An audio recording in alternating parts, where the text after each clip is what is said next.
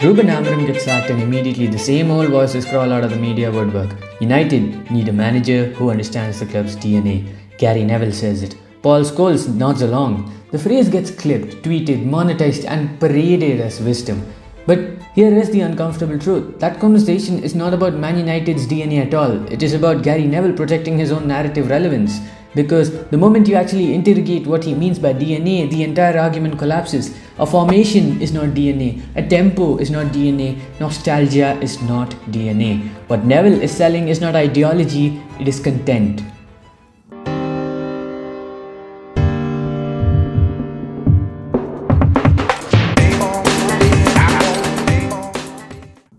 Ruben Amorim was sacked because Man United remained a strategically incoherent football club. He was hired without full alignment, restricted in authority and judged in an environment that still has no unified sporting vision. That is not a DNA issue, that is an institutional failure. Yet, Neville immediately reframed it as a cultural mismatch. According to him, Amorim did not fit United's DNA. That framing is lazy at best and dishonest at worst. Amorim failed because the club gave him neither power nor clarity. Reducing that to DNA talk is a convenient deflection from the real problem, which is governance. Neville knows this. He simply chooses not to say it because governance analysis does not generate engagement. DNA buzzwords do.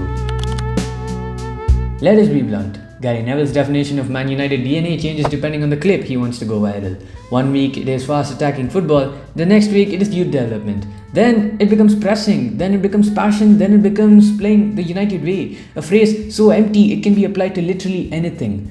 There is no coherent philosophy here, there is only emotional signaling. This is where Neville deserves direct criticism. He's no longer analysing football, he's curating sentiment. He knows exactly what United fans want to hear and he packages it in a nostalgia because nostalgia is profitable. Calling for United DNA without defining it is not insight, it is punditry by algorithm. Neville is not protecting United's identity, he's protecting his relevance as a voice of the past in a club that has moved beyond him structurally, tactically and intellectually. Here is where the argument becomes outright misleading. Neville repeatedly implies that certain formations and tactical approaches are inherently un-United. This is football illiteracy disguised as tradition. Man United have won league titles with different shapes, tempos and philosophies across decades. Busby adapted, Ferguson reinvented himself multiple times. United's greatest managers evolved constantly. So when Neville talks about back threes or possession structures as if they violate United DNA, he's not honouring history, he's rewriting it to suit his personal comfort zone. DNA is not how you line up, DNA is how you respond when things go wrong. Man United's DNA is ideological, not tactical. It is rooted in refusal. Refusal to accept defeat. Refusal to hide under pressure. Refusal to shrink when the moment becomes hostile. United's DNA is about mentality before aesthetics. It is about belief before structure. It is about resilience before rhythm. Youth matters at United not because youth players are exciting but because the club historically trusted courage over reputation. Attacking football matters not because it looks good but because it reflects ambition rather than fear. This is why reducing DNA to exciting football is childish. Excitement without resilience is meaningless. Style without conviction collapses under pressure. That is what Neville consistently fails to articulate because ideology requires depth and depth does not fit neatly into a 60-second soundbite. The most dangerous thing Gary Neville does is convince fans that United's problem is philosophical purity rather than institutional competence. By obsessing over DNA rhetoric, he distracts from recruitment failures, leadership confusion, and ownership dysfunction. He turns structural critique into cultural theatre. That is not accidental, that is deliberate.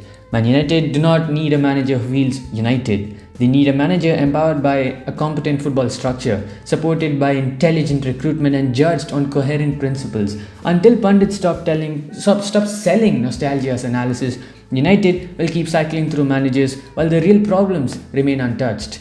United DNA is not a formation, it is not a catchphrase. It is not Gary Neville's emotional memory of the 1990s. It is an ideology of belief, resilience, adaptability and relentless competitive standards. And until the club rebuilds around that reality, no amount of pundit-approved DNA talk will save them.